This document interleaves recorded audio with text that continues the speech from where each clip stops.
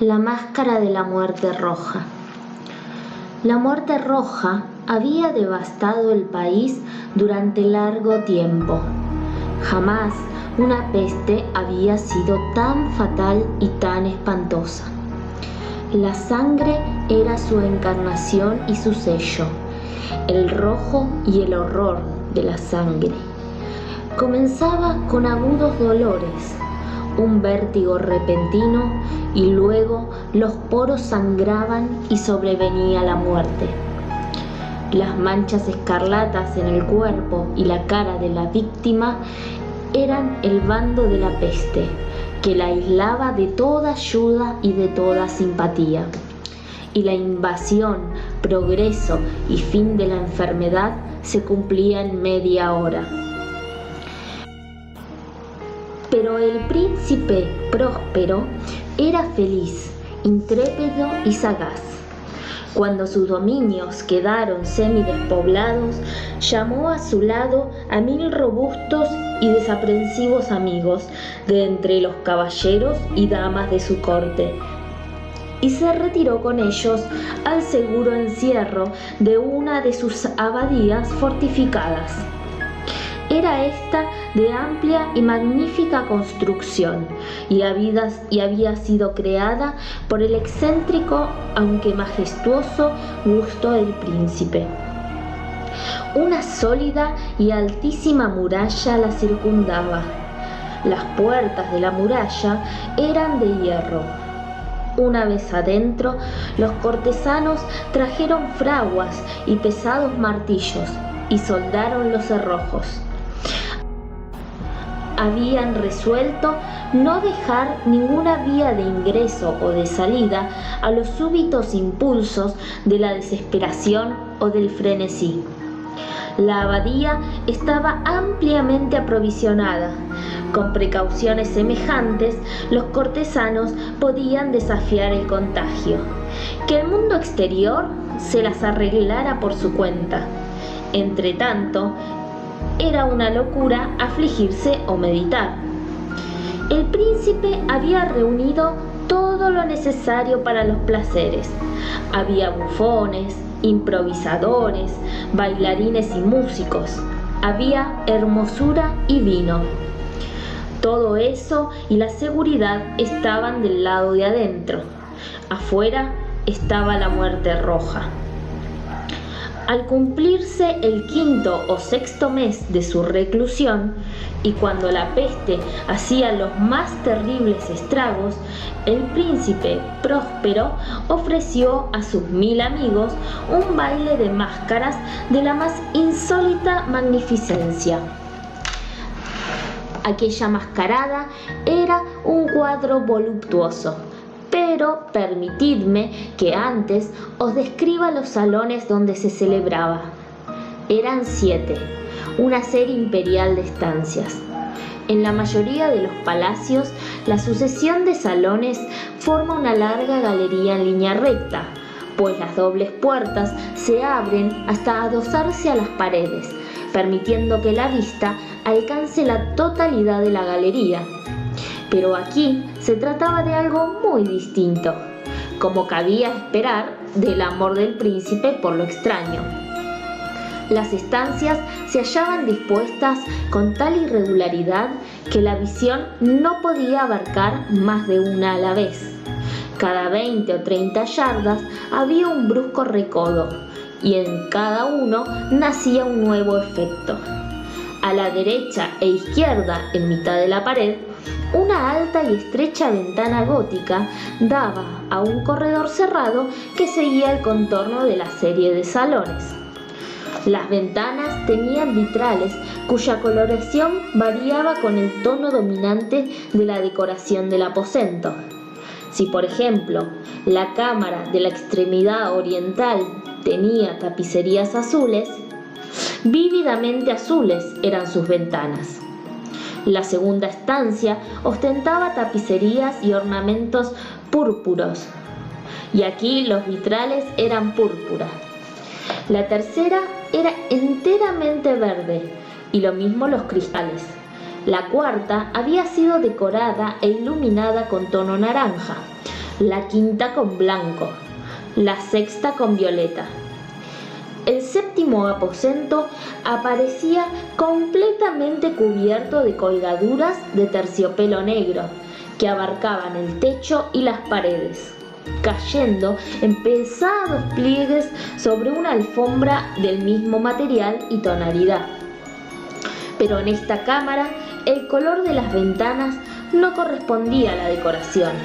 Los cristales eran escarlata, tenían un profundo color de sangre. A pesar de la profusión de ornamentos de oro que aparecían aquí y allá o colgaban de los techos, en aquellas 7 estancias no había lámparas ni candelabros.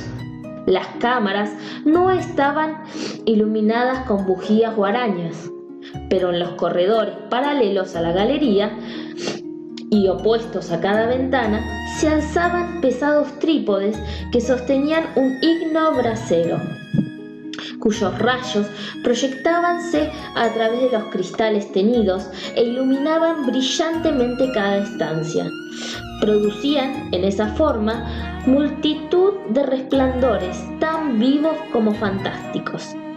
Pero en la cámara del poniente, la cámara negra, el fuego que, a través de los cristales de color sangre, se derramaba sobre las sombrías colgaduras, producía un efecto terriblemente siniestro y daba una coloración tan extraña a los rostros de quienes penetraban en ella, que pocos eran lo bastante audaces para poner allí los pies.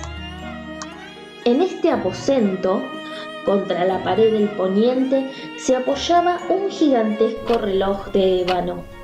Su péndulo se balanceaba con un resonar sordo, pesado, monótono. Y cuando el minutero había completado su circuito y la hora iba a sonar, de las entrañas de bronce del mecanismo nacía un tañido claro y resonante, lleno de música, mas su tono y su énfasis eran tales que, a cada hora, los músicos de la orquesta se veían obligados a interrumpir momentáneamente su ejecución para escuchar el sonido, y las parejas danzantes cesaban por fuerza sus evoluciones.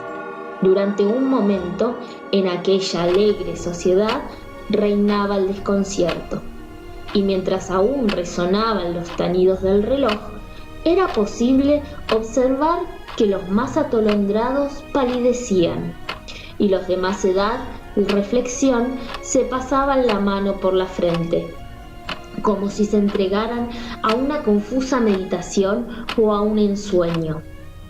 Pero apenas los ecos cesaban del todo, livianas risas nacían en la asamblea. Los músicos se miraban entre sí, como sonriendo de su insensata nerviosidad, mientras se prometían en voz baja que aquel siguiente tañido del reloj no provocaría en ellos una emoción semejante. Mas al cabo de 60 minutos, que abarcan 3.600 segundos del tiempo que huye, el reloj daba otra vez la hora, y otra vez nacían el desconcierto, el temblor y la meditación. Pese a ello, la fiesta era alegre y magnífica. El príncipe tenía gustos singulares. Sus ojos se mostraban especialmente sensibles a los colores y sus efectos. Desdeñaba los caprichos de la mera moda. Sus planes eran audaces y ardientes. Sus concepciones brillaban con bárbaro esplendor. Algunos podrían haber creído que estaba loco. Sus cortesanos sentían que no era así. Era necesario oírlo, verlo y tocarlo para tener la seguridad de que no lo estaba. El príncipe se había ocupado personalmente de gran parte de la decoración de las 7 salas destinadas a la gran fiesta, y su gusto había guiado la elección de los disfraces. Grotescos eran estos, a no dudarlo. Reinaba en ellos el brillo, el esplendor, lo picante y lo fantasmagórico. Veíanse figuras de arabesco con siluetas y atuendos incongruentes. Veíanse fantasías delirantes como las que aman los maníacos.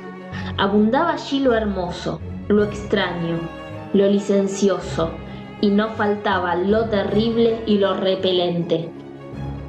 En verdad, en aquellas 7 cámaras se movía de un lado a otro una multitud de sueños.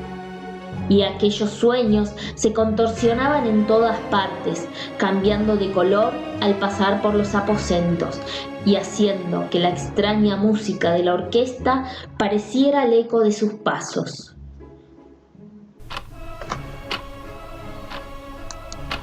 Mas otra vez tañe el reloj, que se alza en el aposento de terciopelo.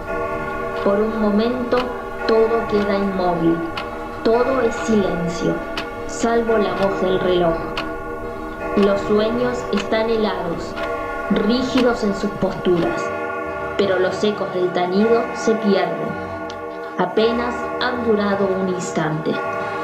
Y una risa ligera, a medias sofocada, flota tras ellos en su fuga.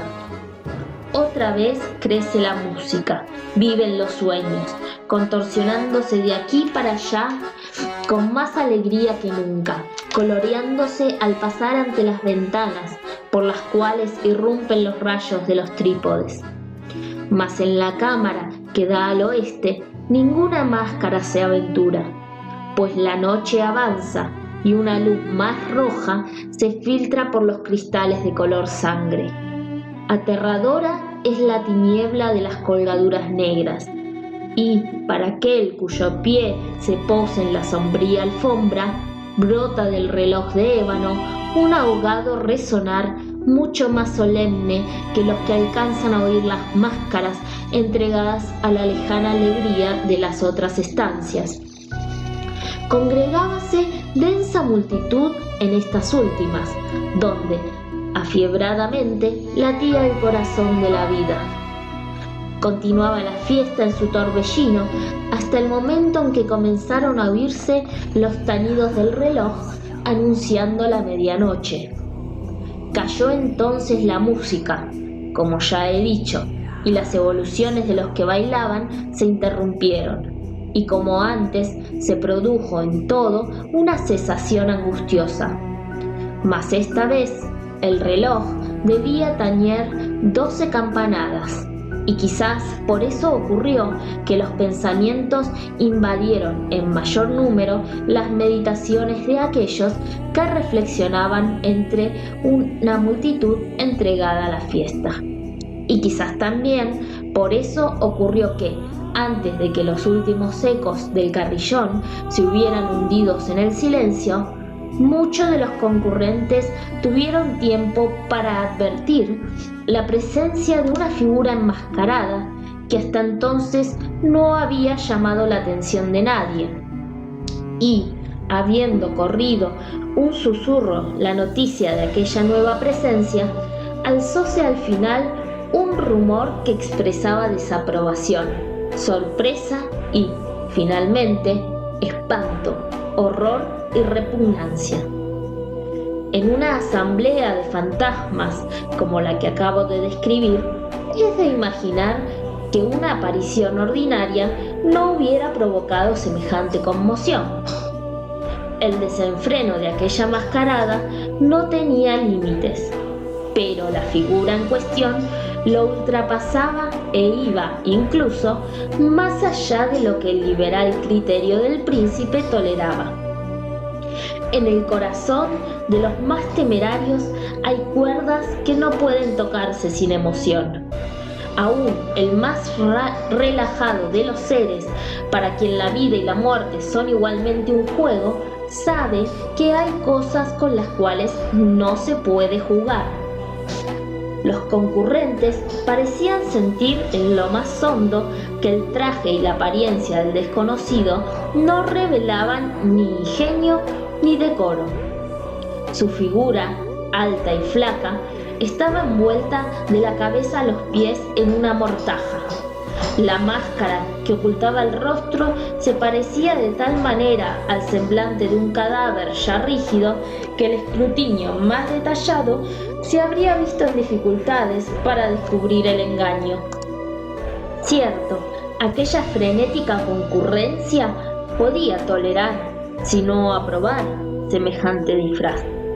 Pero el enmascarado se había atrevido a asumir la apariencia de la muerte roja. Su mortaja estaba salpicada de sangre y su amplia frente, así como el rostro, aparecían manchados por el horror escarlata. Cuando los ojos del príncipe Próspero cayeron sobre la espectral imagen, que ahora con un movimiento lento y solemne, como para dar relieve a su papel, se paseaba entre los bailarines, convulsionóse en el primer momento con un estremecimiento de terror o de disgusto, pero al punto su frente enrojeció de rabia. ¿Quién se atreve?, preguntó con voz ronca a los cortesanos que lo rodeaban. ¿Quién se atreve a insultarnos con esta burla blasfematoria?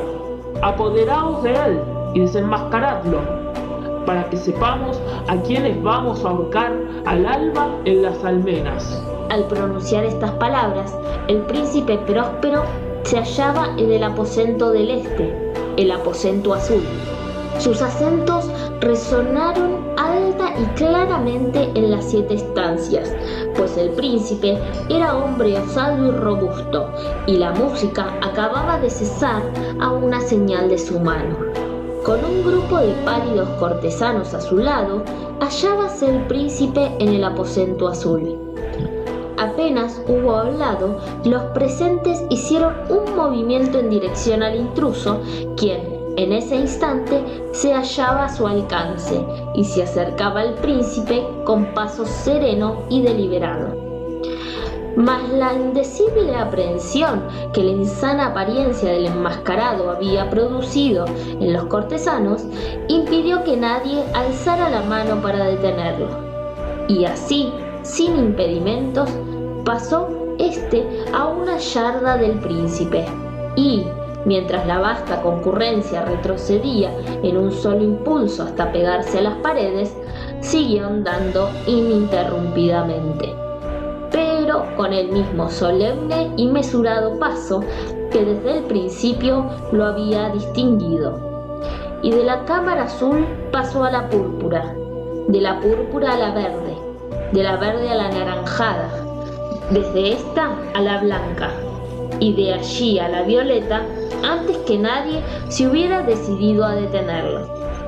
Mas entonces el príncipe Próspero, enloquecido por la rabia y la vergüenza de su momentánea cobardía, se lanzó a la carrera a través de los 6 aposentos, sin que nadie lo siguiera por el mortal terror que a todos paralizaba. Puñal en mano, acercóse impetuosamente hasta llegar a 3 o 4 pasos de la figura que seguía alejándose. Cuando ésta, al alcanzar el extremo del aposento de terciopelo, se volvió de golpe y enfrentó a su perseguidor.